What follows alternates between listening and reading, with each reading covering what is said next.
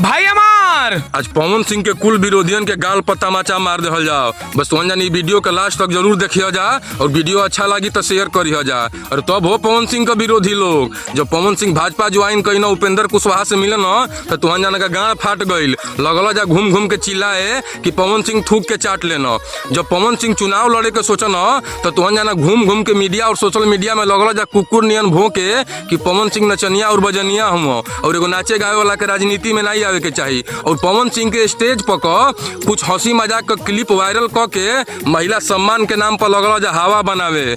तब अब खेसारी लाल यादव भी चुनाव लड़ता न जौन 10 दिन पहले तक चिल्लात रह कि हम चुनाव ना लड़ब अपन मेहरारू के लड़ाई और टिकट खातिर जाके लालू यादव के गोड़ पर गिर गी न एकरा के थूक के चाटल कहाला कि खखार के चाटल एकर जवाब जरूर दिह जा।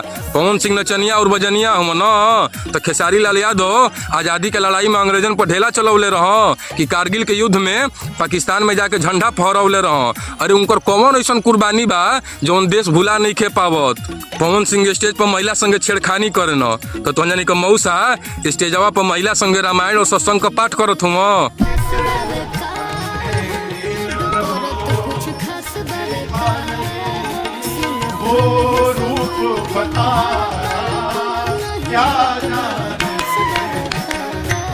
अब चलनिया हंसी सुपवा पर जरा में खुदे 76 गो छेद बा। ई दुनिया बड़ा ही ना ई दुनिया गोल भी ह। दूसरा को उतने बदनाम करो जा जितना बदनामी खुद सक जा।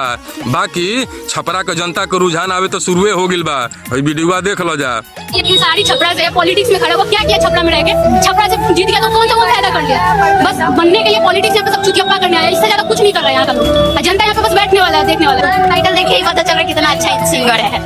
कुछ नहीं होने वाला है छपरा का ये लिखित है कि कुछ होगा नहीं। कुछ विकास कर पाएंगे जो ऐसे गाना गाते हैं। ऐसे लोगों को पॉलिटिक्स में जाना ही नहीं चाहिए जो जा रहे हैं। ऐसा गाना गाना चाहिए बिल्कुल नहीं गाना चाहिए। ऐसा तो मार देना चाहिए उन लोगों को। जितना घटिया वो लोग गा रहे हैं अपने घर में भी जाके बोले ना तब उसको पता चलेगा। लोग गाने के लिए पैसा मिल जाता है बस गा दिया। बाकी अब छपरा के जनता अपन विकास खातिर सही और गलत नेता का चुनाव खुदे कर ली। लेकिन लास्ट में एक लाइन जरूर कहब कि तुहन जाना पवन सिंह के फेर में मत पड़ जा।